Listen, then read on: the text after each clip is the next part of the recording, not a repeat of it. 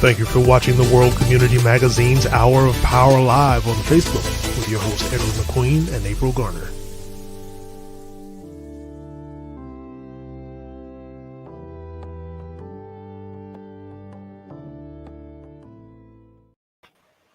It says we're live.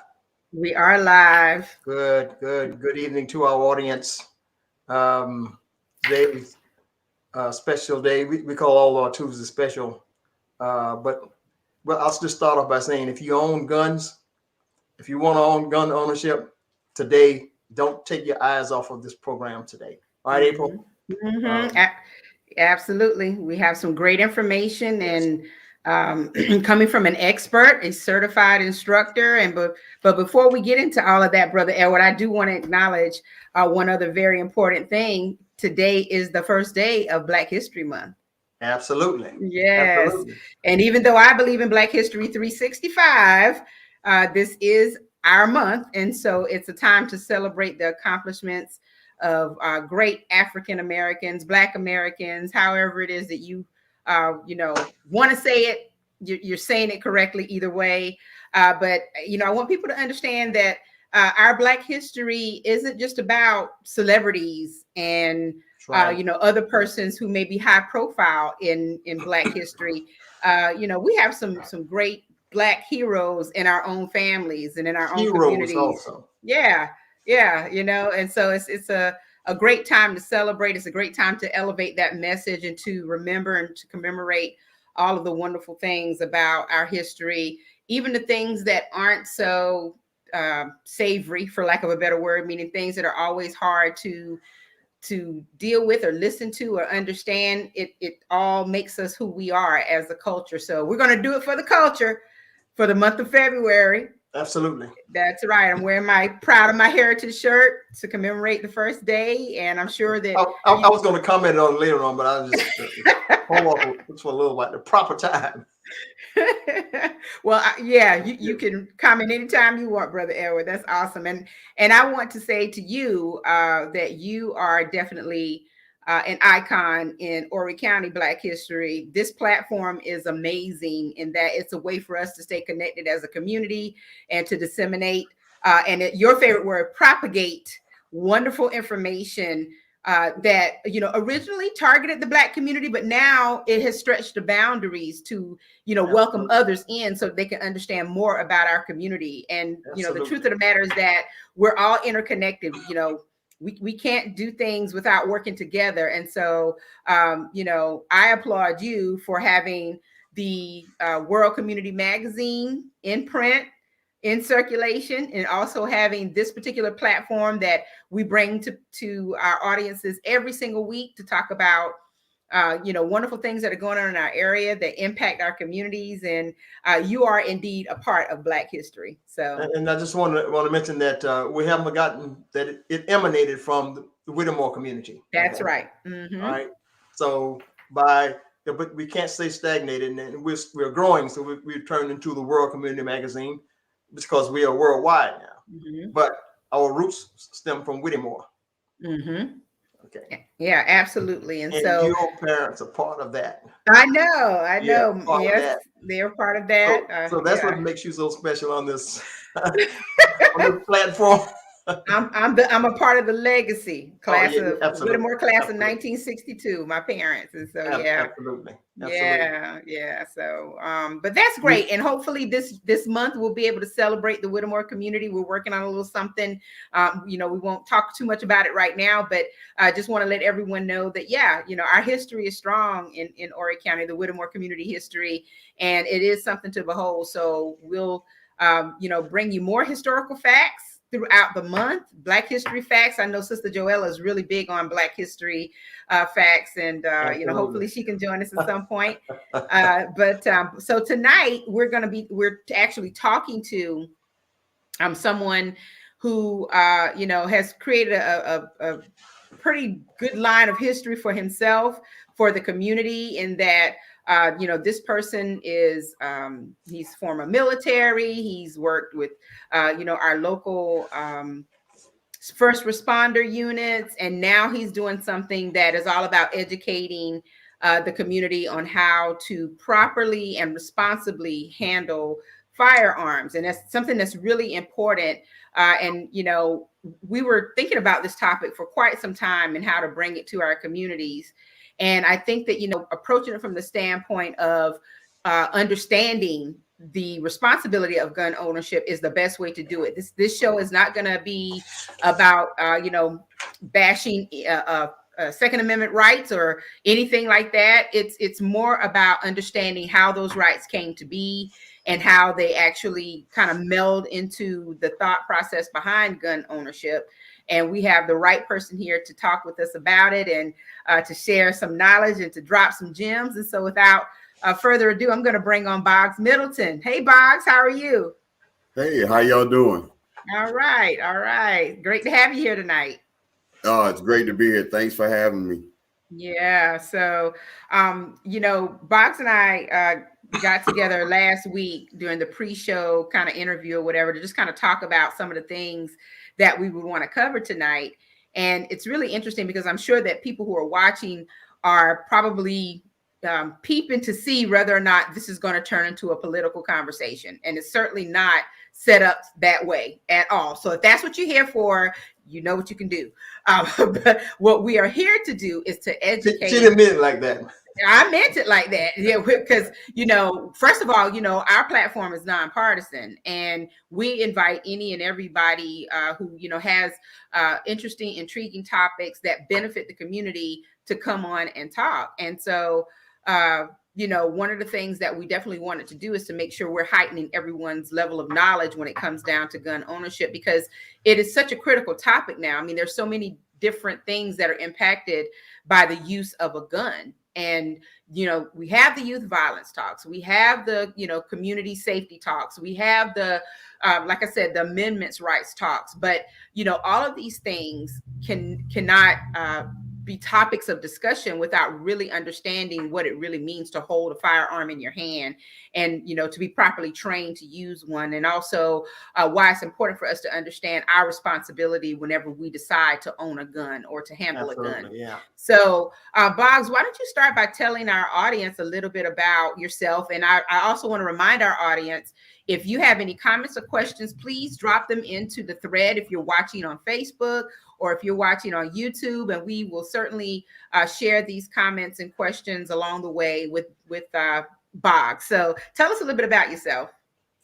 Well, first of all, I'd like to say, thank y'all for allowing me to be here, giving me a voice. Thank the Most High for allowing me to be here. As you know, I was a military guy, 4.5 years, got out, worked locally here, and then became a fireman and locally. And, at some point, I've always been a gun lover. I've loved guns ever since I was a teenager. My dad taught me how to basically the fundamentals of shooting. And, so that kind of filtered in, and, there came a time where I said, well, maybe I need to take some classes. I've been out the game for a little while, and I'll, see what's up. So as I started taking classes, I realized that I wasn't really comfortable in those classes. Mm. I just didn't feel right. And I said, to myself, there's got to be a better way. There's got to be a better way. So, with helping my family members, helping my friends, give them basic fundamentals in shooting and stuff like that, even though I had no real formal training, but I helped them. When I say real formal training, I haven't sat down in a class and was certified, but military, I was trained in firearms. Right. Mm-hmm. So I just decided, I said, you know what? Let me be that guy. And so with the help of my family, my wife being so supportive, my friends, James Brazel, hey man, you would be a good instructor. So I started going online and I started looking at a few things, looking through NRA. I started going through a couple of different companies, and then I found a company called USCCA. Well, I love their program because it was so diverse. the pictures that I seen on there was so diverse. And I was like, these are people I can get behind. Mm-hmm. And so I signed up for my first class, which was actually an instructor's course. Mm-hmm. So my friend James Brazel, he decided to, he says, I'm gonna go with you, partner. He said, this is your thing, but I'm gonna go there with you. And I was like, well, cool. So we ended up driving to Aiken, and that's when I met a good friend of mine, stand-up guy by the name of Stone Harrington. Let me tell you, when I walked into that room and I looked at Stone Harrington for the first time, I knew this is what I had to do. Mm-hmm. And I've been an instructor almost a year now, and Stone's been with me the whole step of the way. He's influenced me a lot to really branch out and do some more things. I got to meet a lot of people on the way. Professor Griff, some guys down in Atlanta that's really trying to mold me, that really helped mold me into what I want to do today. And that's why I'm bringing it to you guys. All right. So you mentioned the USCCA, and you are certified, and I want people to understand that he is a certified firearms instructor. And so what does it mean to be certified as an instructor? Certified means basically I took my classes, I learned how to teach, which we really concentrate on safety, fundamentals, things like that, and those dynamics, because let's face it, if you don't have safety when dealing with firearms, you don't have anything. Mm-hmm. You got to have that safety before you have anything. You got to have that mindset, and Stone taught me the ropes on to how to become a good instructor, to bring that information. So it's not just Joe Blow trying to tell you what to do. I have my paperwork saying this is what I can do. Exactly. So, Brother, are you getting ready to say something? Yeah. So Okay. how long is the training? What's the duration of the training in order to receive your certificate? My instructor class was 2 days. 2 It days? was 2 days. Yes, it was basically a 16-hour class. And because I had a background in firearms, when people become certified instructors, they have a background in firearms. Oh, okay. So it's not like you have to go through some long 2-month process. At least you hope. Mm-hmm. At least you hope they have some background in firearms, and that makes it easy. Mm-hmm. Right. Mm-hmm. All right. So, we're going to cover a number of things today. And of course, I'm going to show the audience a few photos from your instructions, some of the classes that you've given in the past. But I think, one of the things that I definitely want us to talk about is why it's important for people to understand that gun ownership comes with a lot of responsibility. And I think, on the heels of some of the things that we don't understand, which is, for example, when it comes down to youth gun violence, how, do young people have access to guns? How are they getting them? And, other things that are happening that are gun related. There's, really a stigma behind gun ownership. But and I too, am one of those types of persons who, there's some fear, apprehension about gun ownership. But I realize that, the more I know about it, the easier it would be for me to consider owning a gun, handling a gun if I need it for self-defense.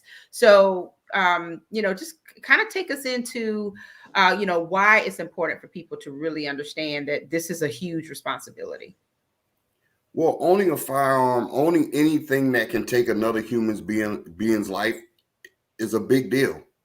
It's very important. And it's very important that you know your safety. You know your 4 universal safety rules. People can talk a good game all they want, but taking a human life is not an easy thing to do. It's not something you should wake up and want to do. What you want to do is protect yourself. That is the bottom line. Protect yourself, your family, and maybe an innocent bystander. You just never know. But with that comes the responsibility of safety. Knowing your gun and what it does. And you got to have a degree. You got to respect life. to be able to walk around with a firearm and get that training, get the training that you need so that you can make the right decisions, because you can make the wrong decisions, and making the wrong decision can cost you your freedom. So we have to understand what we can do, what we can do, and what we can't do. When people come to you because they need firearms training, what are some of the reasons that they give you for, why they're seeking, for example, a concealed weapons permit, or just to learn how to carry or even shoot a gun? A lot of reasons. The world's getting crazy. Every day there's always something going on in the world. The government, the government, they bring that up. But mostly it's just for self-protection, self-defense, for people to defend themselves and their families. That's the biggest thing. And, one of the things I want to add to that is, when I talk to people that have their concealed weapons, their concealed carry, I ask them, what other training do you have? Well, I've been to the class. I have my training. I know what I'm doing. Well, no, you don't. For one, I said, because that class just gives you a piece of paper that says that you could carry around a firearm. But do you actually know what that class meant to you, or what it should have meant to you? Did you understand the universal safety rules? Did you understand the laws? You need further training to defend yourself, because just because you have a piece of paper, having a CWP doesn't make you bulletproof. It doesn't give you you shouldn't have some invincibility complex. That is just a license for you to carry around something to protect yourself. But if you don't know how to use it, then what good is it to you? So at what age do you think that people should start training to how to be responsible with firearms? I'm really not opposed to teaching kids at a young age, because my father taught me at a young age. Now, I like to think that it's up to the parents because every parent knows their child. If they're not mentally okay, so if they're probably still, their biggest worry of the day is whether the Barbie doll has on clothes or not, then they probably don't need to touch a firearm. But if they have some, because some kids actually mature faster. So it's left up to the parent. Do you think your child is mentally capable of having a firearm or learning how to use a firearm? So I kind of let the parents gauge that. I actually came up with a class. It's called Tiny Tots First Shots, so that I actually get a chance to experience that first shot with a child. You'll see that come out real soon. That's interesting, because a lot of young people are introduced to the idea of even handling a gun in other ways that are more recreational. So, for example, their families love to hunt. I don't know too many people, especially from the Carolinas, who have not gone hunting for deer or, whatever. And so, a lot of times, that starts at a very young age. So and I can imagine that, over time, if the parents have not done a really good job of really explaining the responsibilities of firearms, that, that comfortability of holding a firearm, it sets in. But like you said, is the maturity and the responsibility really there? So I think it's important that people have these conversations with their children, because at any time they can encounter someone who is holding a firearm or, yielding a firearm. And so, they need to know what to do in those cases. And as you stated, this is all about self-defense, but sometimes there is misuse of the firearms. And so when it comes down to gun rights, and, you and I talked about this a little bit, and the history, I think people have a little bit of a distorted view, or even, knowledge of what gun rights are all about, what it really means. What does the Second Amendment really mean? And so, is this a part of the education, or, what will someone who signs up for a class typically learn when it comes down to gun ownership? Is that included? What they're going to get from me is I'm going to give them all the meat and potatoes, especially when, the one thing about my classes, we don't do political talk in my classes. Mm-hmm. I could care less who you voted for. It really doesn't matter to me. What we're there for is to learn gun safety and things like that. So when it comes down to gun control laws, and we'll even talk candidly about the gun control laws. I think people need to really dive into that a little bit, and they need to understand where it came from, why it came about, because if they really dig into the history of it, they may not be a fan of it. Mm-hmm. I've said it before, and you know what I said on the phone, and I really think people should, instead of bashing something, I think they need to learn and understand why it's here.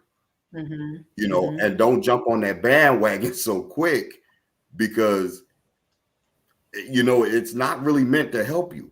Because if you think about it, any law-abiding citizen shouldn't want any more gun control laws. Any law-abiding citizen, because here's the deal: the criminals will get the guns. So if they're going to get the guns and you can't, what is that going to do for you and your survival chances? Mm-hmm. See, these are things we got to look at. These are things we have to start thinking about and processing.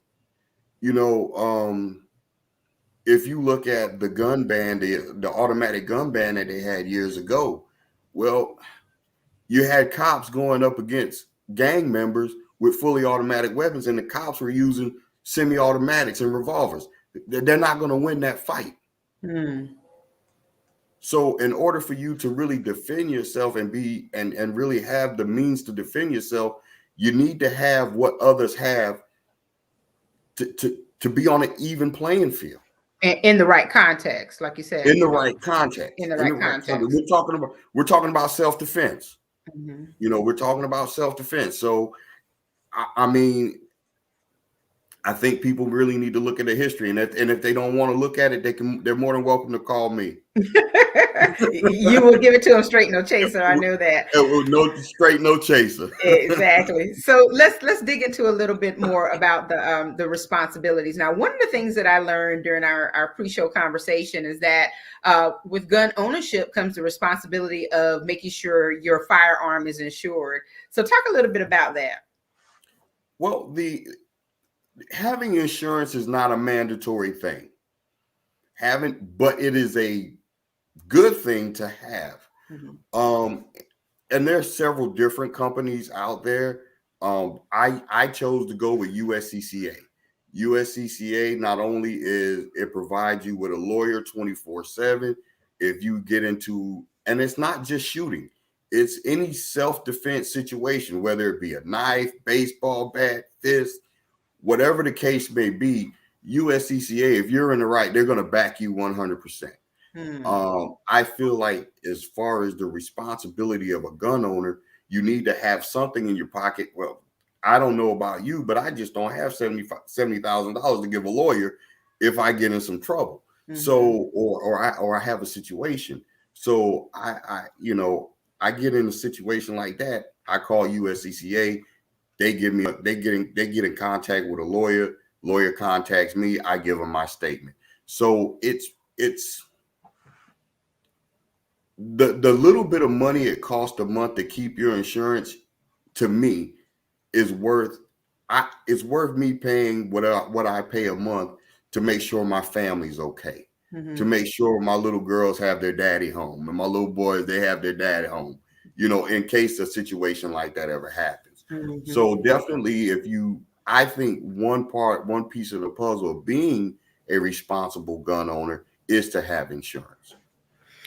We also talked about some other things that are related to self-defense. And I think that, it's just really an important conversation to have, because, as you look at things that are happening in society now, just recently, there was a celebrity Tisha Campbell, who mentioned that she was almost abducted as she was on her way to, some event or some function. And a lot of times, people don't really have the wherewithal to defend themselves, either, physically by, some form of combat or, by a weapon of choice. So when it comes down to self-defense measures, what are some things that people really need to think about as they're, I guess, choosing their method of self-defense? And how much training would you recommend people receive before they actually think of owning something as high-powered and complex as a gun? The biggest thing about self-defense is you have to be situational awareness. You have to be aware of your surroundings at all time. I even go a step further than that. I say situational analysis. I can see around me, but am I processing what I'm seeing? Mm-hmm. Have you ever looked at something and seen something out the corner of your eye and was like, okay, did something move?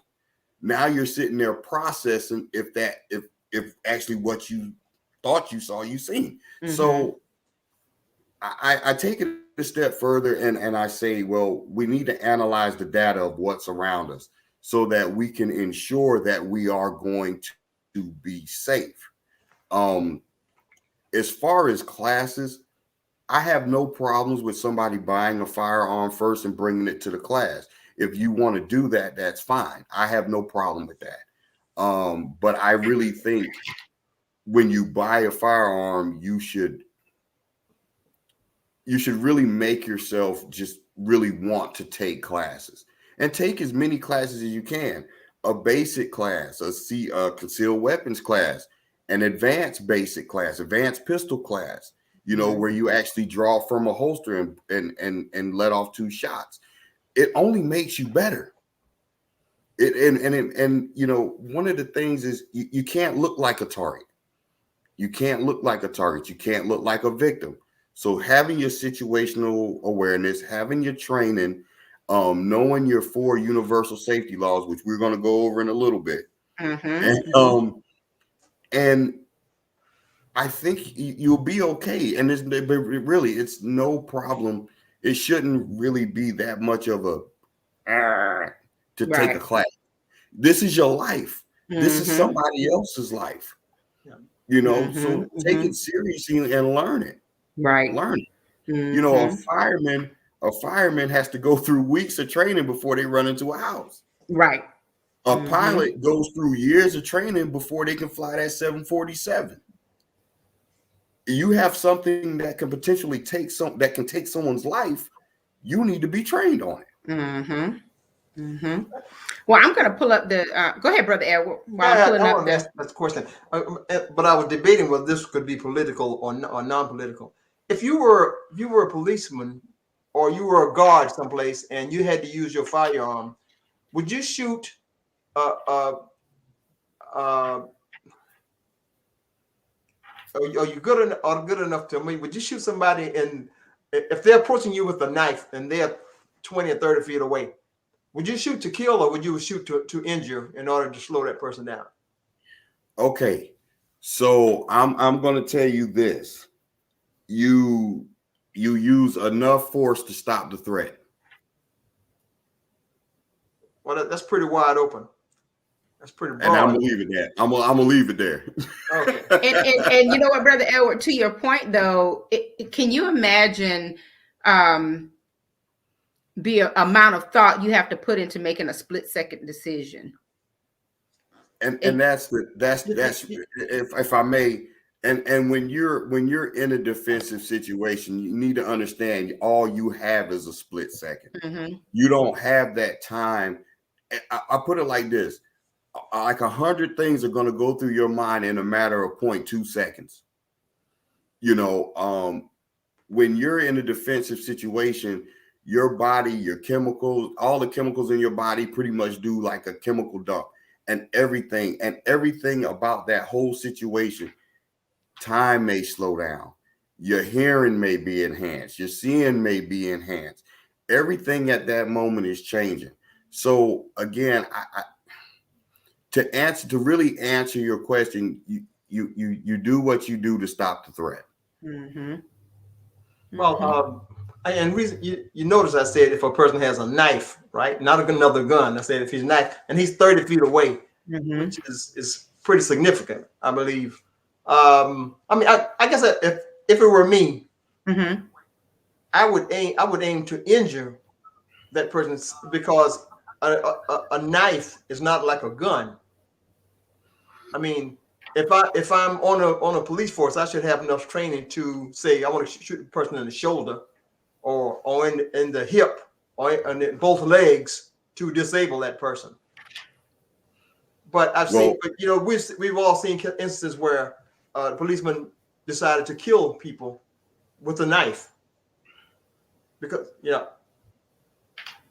Well, and again, what the police do and what we're talking about, that's two different animals. That's two different animals because they do what they're trained to do.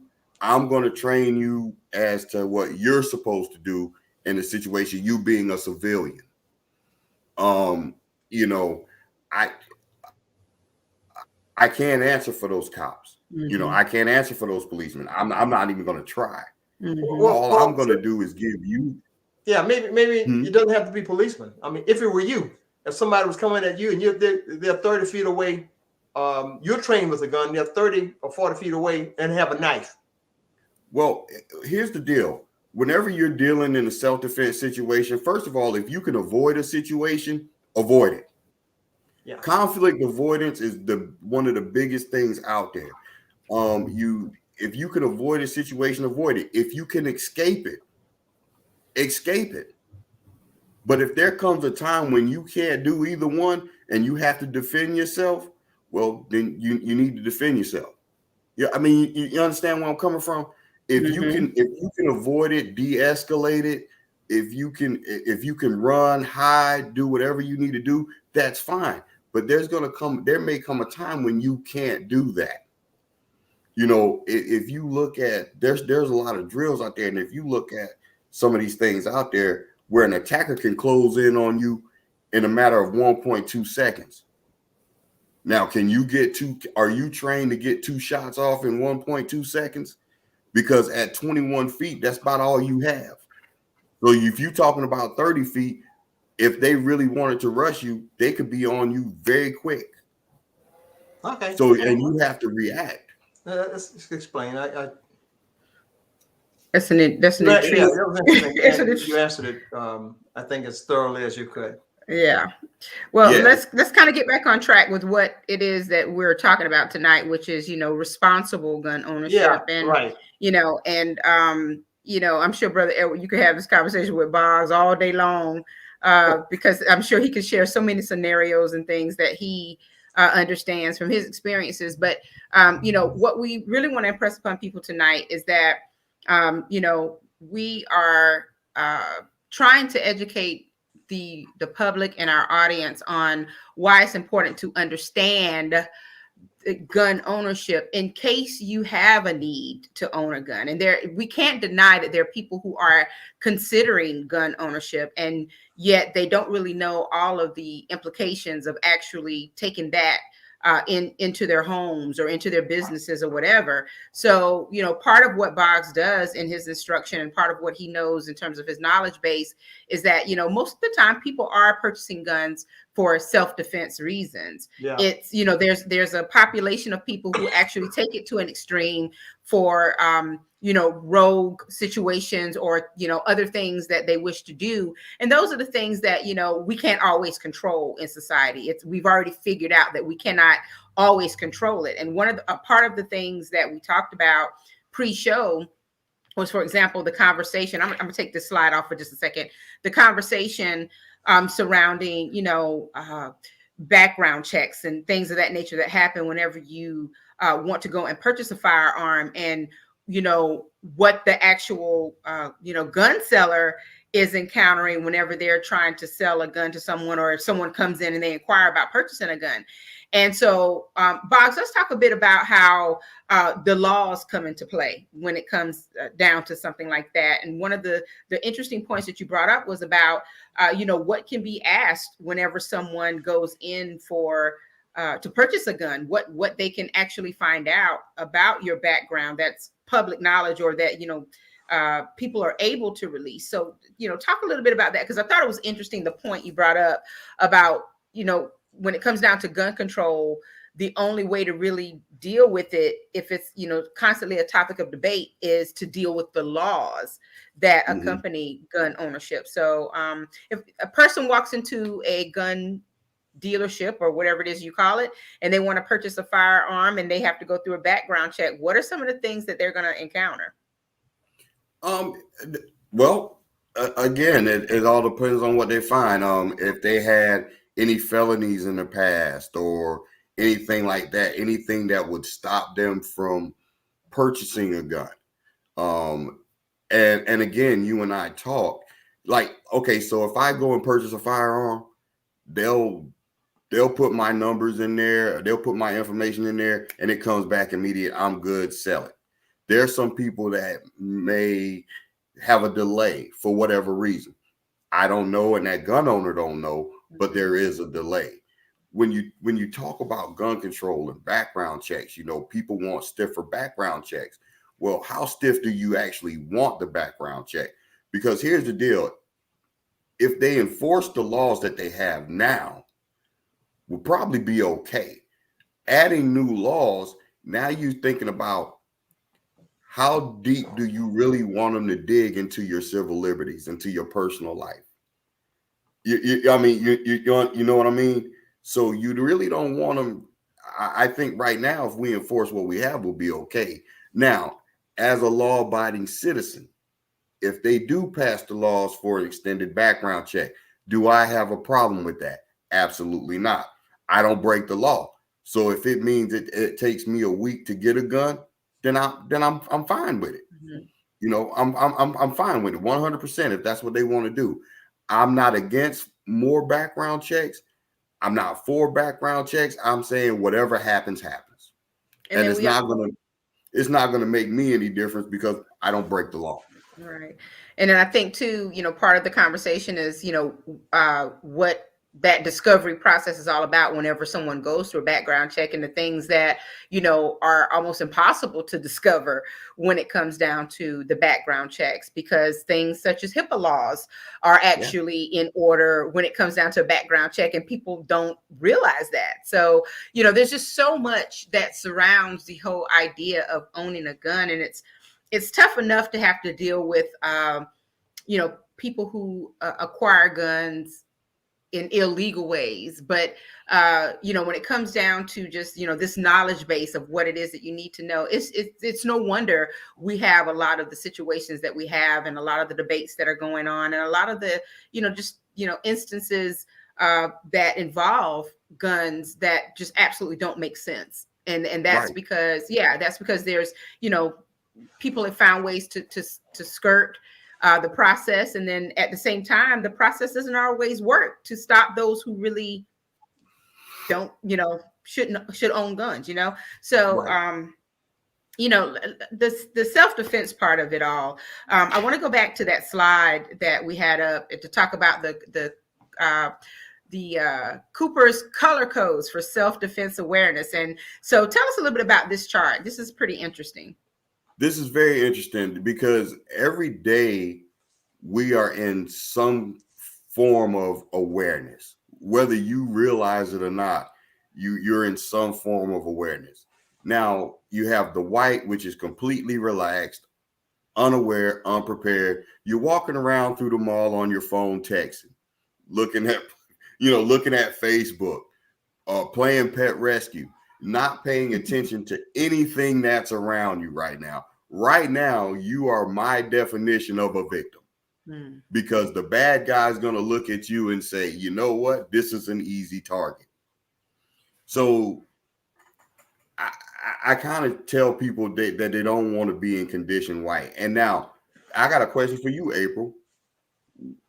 Condition white, where are you most likely to see it? Oh my gosh, relaxed, unaware, unprepared, walking and texting.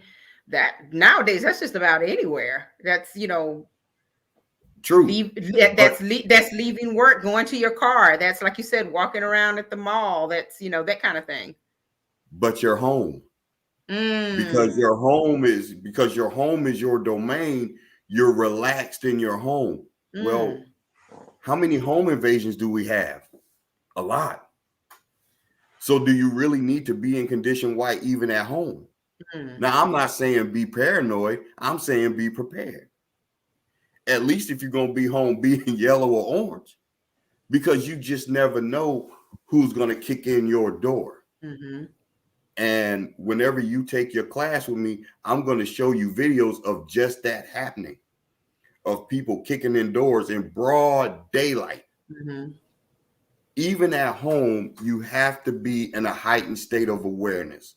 So I like to say yellow and orange. Now, you don't have to be on edge, but you need to be prepared if somebody comes in.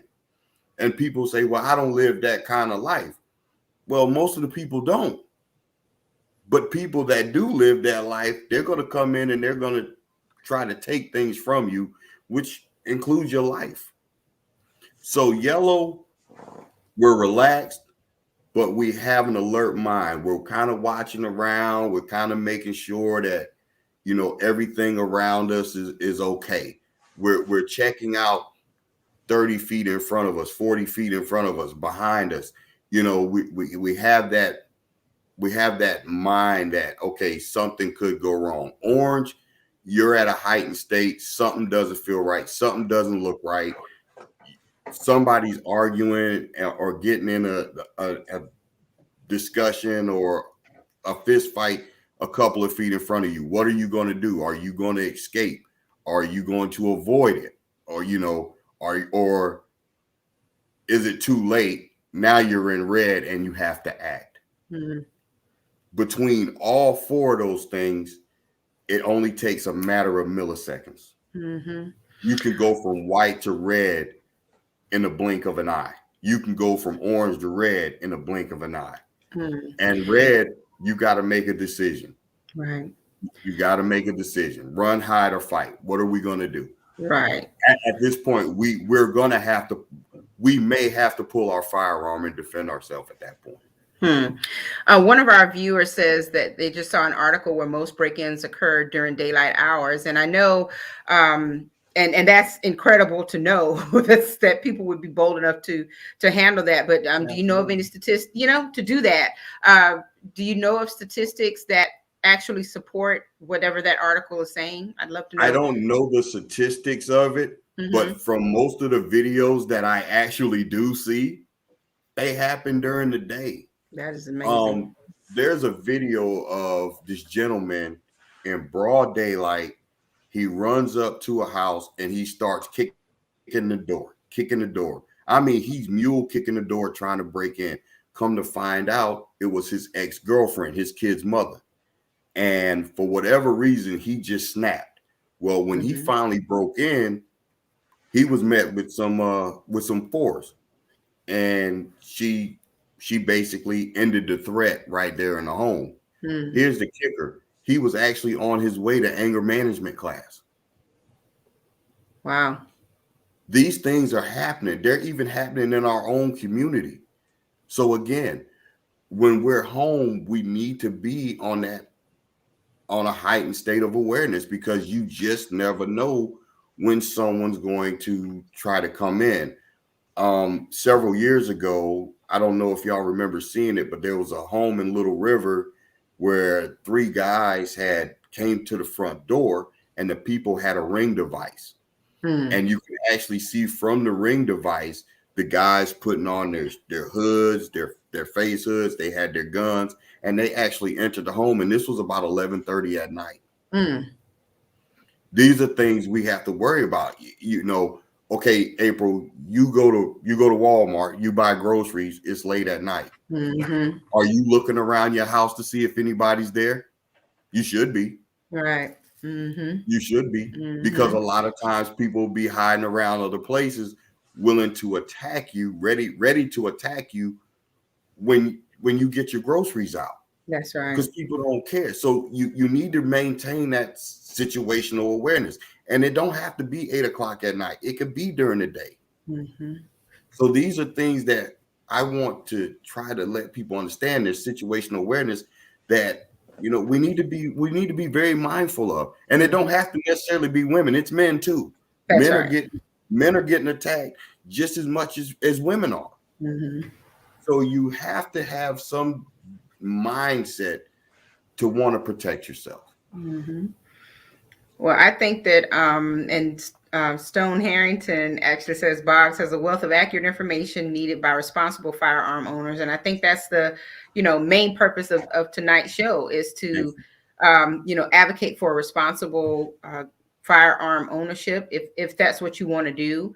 I know that the lines are kind of blurred for some people who don't really understand the if, ands, or buts when it comes down to gun ownership. For example, if someone is entering your home and you feel, threatened and feel that you have to protect yourself, what rights does that firearm owner have inside of their house versus outside of their house, in the streets? There's just, and you'd be surprised to know that sometimes those rights are not the same, and they're so not the same. So, because this is such a high level topic, and I know sometimes it's difficult to talk about it. It's also difficult to even process the idea of, the need to own a weapon for self-defense, whether it's a gun, pepper spray is a weapon, Whatever works. whatever. Yeah, exactly. The most important thing that people need to understand is that being responsible is and understanding your rights and the history and the laws is highly important. So I'm going to bring up some of the comments, Brother Edward. I don't know if you have anything else you want to add, but Greg Graham says, thanks, Boggs. Great info. You might not know this person, but I'm going to bring the name up. Sharon L. Middleton III. She had to put in a plug. Yeah. Excellent. Well, Tootney was Tasha. Gotcha. Okay. All right. Awesome. And Stone was actually the man that's really responsible. Mm-hmm. I mean, he really put a spark in me, and Stone is an incredible guy. He's got some things coming up, and it's going to be big. Mm-hmm. And yeah, again, Professor Griff out there from Public Enemy, right. he's been a catalyst too. And before we really get into that, let's talk about the 4 universal safety rules. Yes. If you don't have these rules in mind when you're carrying a firearm, just put your firearm down and don't pick it back up till you get them in mind. Rule number 1, treat all firearms as if they're loaded and perform a clearance check every time you pick one up.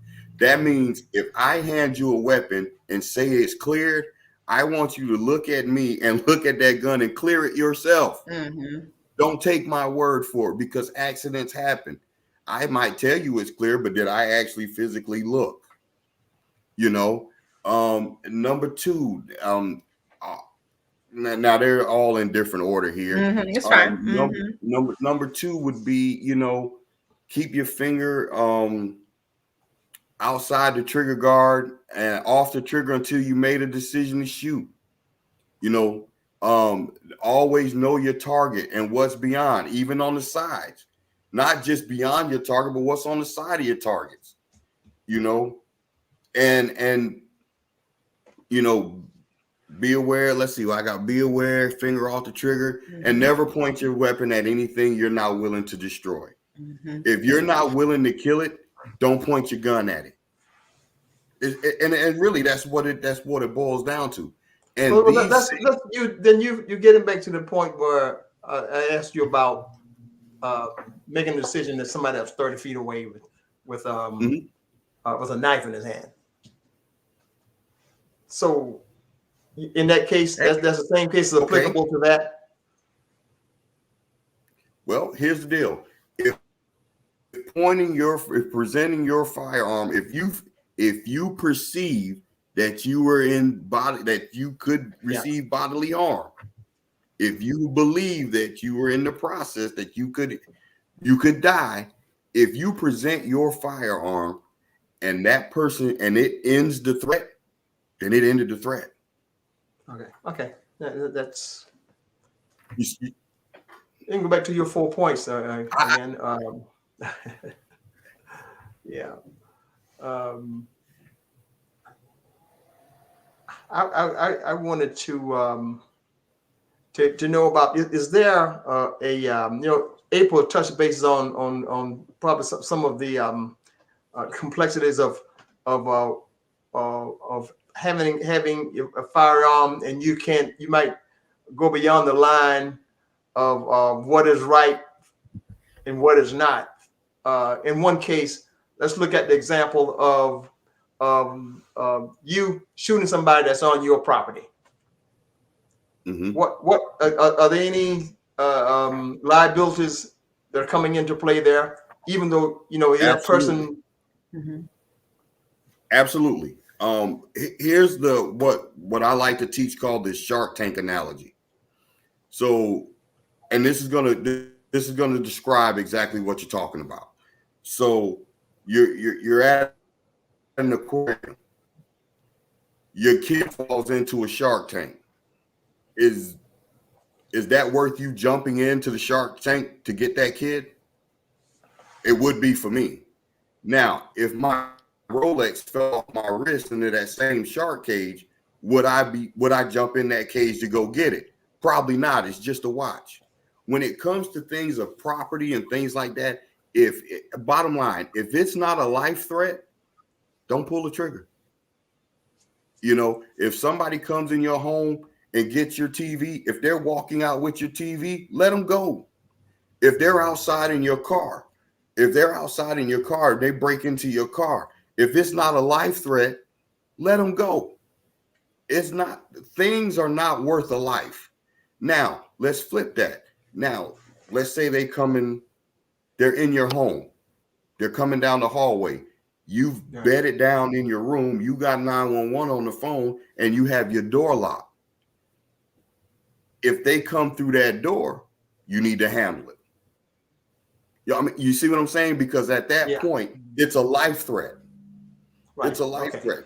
And believe it or not, I get a lot of flack in my classes when I tell people you can't shoot somebody because they have your TV in their hand. They get mad. The first thing they do is, I say, well, you can go to jail if you want to. It's not a place for me. I have to go back to your point of, if you see somebody in your car and you didn't say driving away with your car, but if you see somebody in your car, then it's not worth taking their life. But if they're driving away with your car, which is all you have, that's your lifeline to get in back and forth to work. You're suggesting just let them drive off? Let it go. Yeah. Let it go. Because even if you have a gun. Okay. It's again, for self-defense, it's for defense of your life. Okay. All right. That's if it makes the difference between you breathing or not, that's the thing. That car, him taking that car, that's not going to stop you from breathing. But if he's coming at you with a knife, that's going to stop you from breathing. Could potentially stop you from breathing. So you want to ensure that he don't do that or they don't do that. All this does is give you, carrying around a firearm, all it does is give you, it's a lifeline if you're trained right.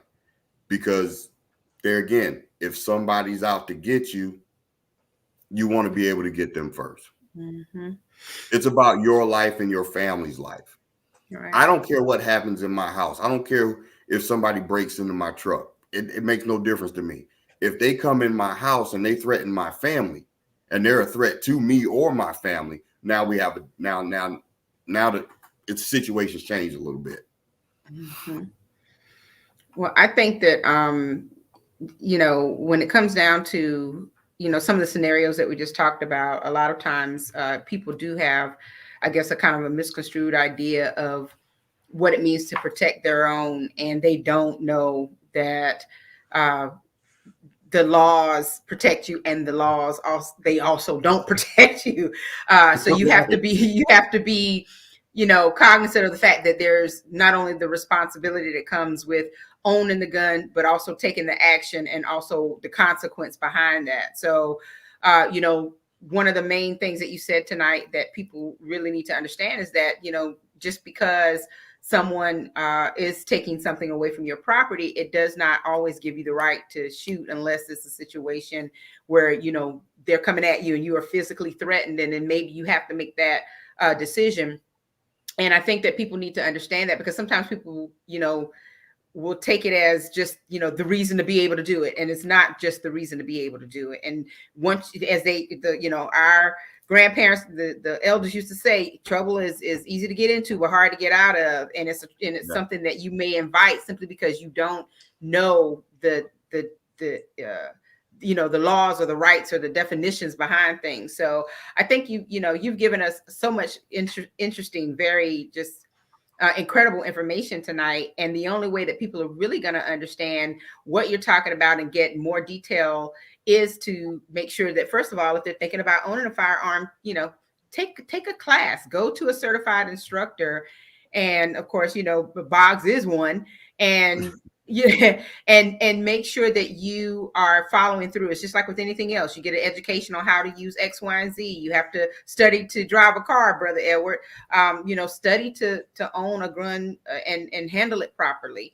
And you know, hopefully it'll be a way to you know, really kind of control some of the things that sometimes feel like they're out of our control. We'll make more mindful decisions versus, you know, just doing things because we feel like we have the right to do it, when sometimes we just really don't.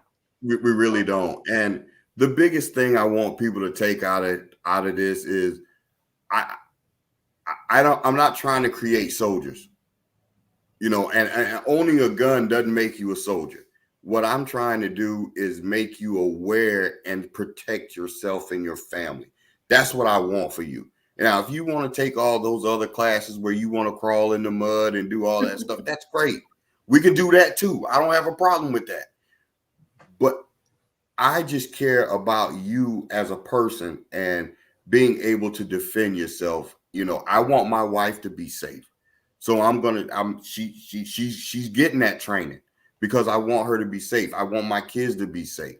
And that's what it's really all about. It's not an invincibility complex or anything like that. It's really about being safe. I'm going to pull up just a few pictures so that, you know, everyone kind of take a look at if you're familiar, if you've ever handled a firearm. Of course, this is a target or a bullseye. What do they call it actually, Boggs? It's a target. It's a target. Okay. And is this one of your classes or some of the folks that you've trained with?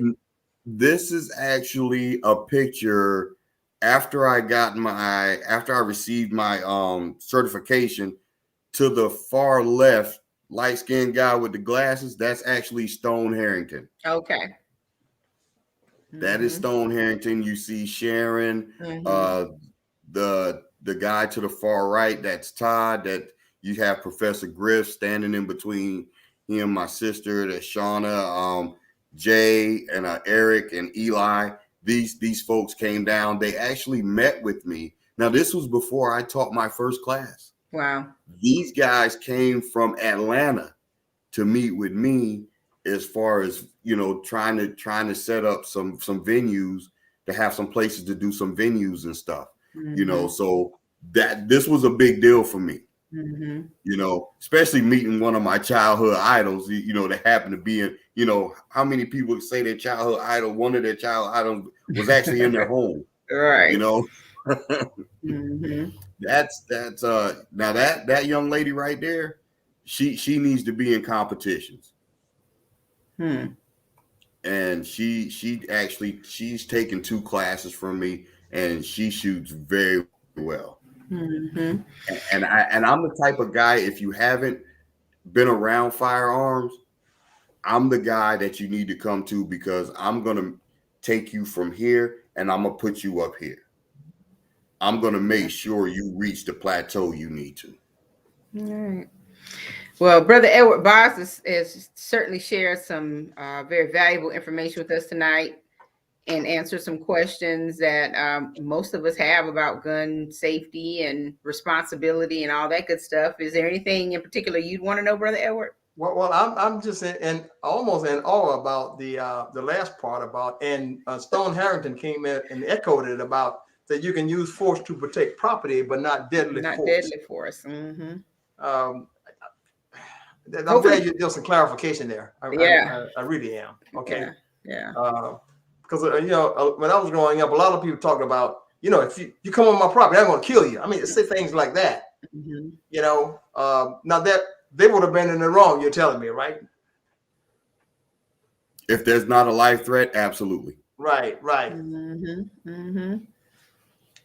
Okay. Well, yeah. I certainly appreciate all this information, man. Exactly. I really do. Exactly. Well, Boggs, we're coming almost to the end of our broadcast. I know you wanted to say special thanks and give some shout outs to some people. So go ahead, make it happen. Mom, my wife Bethany, Sharon, Tasha, Nisi, Stone, Griff, Jay, if you're watching, James Brazel. A lot of these people were very instrumental in getting me to where I am. They pushed me. They gave me a chance to really, really show my stuff to all my students who I've had probably over 200 students in a year. That's a big deal to me. To everybody, to you, to Mr. Edward, I appreciate y'all even letting me come on here. This is a great thing. I absolutely love. We got to do this again. Well, I'm sure the audience appreciates you, man. All the information that you've vowed out, they really appreciate you. Mm-hmm. Well, I'm here for anybody. I'm here for everybody. I'm not just a guy here that's just. I'm not in this for the money. I'm really not. And a lot of people are. I'm just not that guy. Right. I want you smart about your situation. I want you alive because there's a lot of dangers out there. And there's a lot of people that don't mean you any good. Mm-hmm. Yeah. Let's stop them. Right. That's for sure. Yeah. Well, we certainly appreciate having you on here because I firmly believe when you know better, you do better. And as long as people are intentional about educating themselves on the responsibilities and everything that comes along with gun ownership, maybe, some of what we see that turns into tragedies and just, unfortunate situations will cease. We won't stop everything, but as long as we are intentional about educating as many people as we can, once you know, you can't say you didn't know, especially like Brother Edward said, you're finding out now really? What happens if someone comes on and like Stone said, protect your property, but not with deadly force. Right. And so those are things that it takes a while to unpack and really to process, but that's a part of why we even have a broadcast. It's to introduce people to things that are sometimes difficult to talk about. And I know a lot of people are like, ooh, they talking about guns on there tonight. Lord have mercy. It's taboo. My. What kind of topic is that? Well, it's a very relevant topic because there's just so much happening in the realm of gun, and I won't even say ownership. It's, gun handling and gun possession. There's a difference because, I would think that, the responsible person probably owns the gun. The person who's not as responsible just possesses a gun. You know what I mean? Mm-hmm. And there's a big difference there. So, well, let me just shout out to Brother Greg Graham. When he said something is awesome. When he and Janet co-sign stuff, we know it's right. Exactly. Thank you, cousin. Thank you. Greg, he's a good brother. Yeah. Thank you so much. Yeah, he is. Mm-hmm. Boggs, man. I hope you got something from these people. I mean, from these questions that we brought up, man, and expand on that. You certainly answered most of all of them, as far as I'm concerned. Mm-hmm. Thank you. And I certainly appreciate the new information that I'm able to digest. Mm-hmm. Absolutely. Hoping to have you on again if there are any new developments coming up, carrying a gun the next time, the next time you can get a little. I didn't want to go along the line of political, but in South Carolina passed a law you can carry an open gun, I believe. Mm-hmm. Yeah, we can talk about that the next time. But Actually, we can bring that up now. Yeah. Go Um, ahead, Bob. Here's how I feel about open carry and concealed carry. Okay, first of all, let me be honest. There's good and bad to both. I can bring you up a list of pros and a list of cons for both of them. But actually, it's just your personal preference of what you want to do. Now, in my mind, open carry does two things. On the good side of it, you can get to your weapon faster if you need to. The bad side of it, it makes you a target. Right. Yeah. Mm-hmm. It makes you a target. So if the bad guy sees that you're open carrying, then they may decide to try to shoot you first. Shoot you first. But on the flip side to it again, if you see a bad guy, then you're quicker to react. Yeah. In an open carry situation. Now, concealed carry, no one's supposed to know you have it. Right. The downside to that is that it's actually slower to get to your gun if you need it. So there's pros and cons. I am not against open carry, and I'm not for open carry. Have I open carried? Yes, I have open carried before, especially on days of me training and stuff like that. So I don't have to keep swapping out. But for the most part, I'm concealing. You don't need to know everything. Yeah, I got that. So yeah. I think it was a law that was going to come anyway, because now there's only like 4 states maybe that don't have some kind of open carry. And I think before too long, you're going to see them go to that. Yeah. We're going to have to if the majority of states have them. Yeah. As long as we don't do constitutional carry, I'm good. That is another show. That's another show. That's another show. Yeah, that's another show. As long as we want to get back to the days of the Wild Wild West. I tell you. At least they call you out to draw. Right. And on that note, look, Boggs, thank you so much for being with us today. We really do appreciate it. And the Brother Edward and I have this kind of fun all the time with our guests, and want to make you feel as comfortable as possible. Because, like I said, it's a tight topic, but it's right. It's the kind of thing you have to talk about. And hopefully more people will have these kind of conversations, even if it's in private. You now have some good information to kind of research and find out more about the responsibilities of gun ownership and what you need to do if you plan to ever purchase a weapon and carry and not carry, or whatever it is you're going to do. But Boggs Middleton III, thank you very much for being with us tonight. We certainly do appreciate it. Yes, the third. Thank you so much. I appreciate it, guys. Thank you. I think we could do a part 2. Yeah. There's definitely more conversation in this. Definitely more conversation in this. So, well, Brother Edward, for next week, we actually do have a little bit of a political. Yeah, a little bit of a.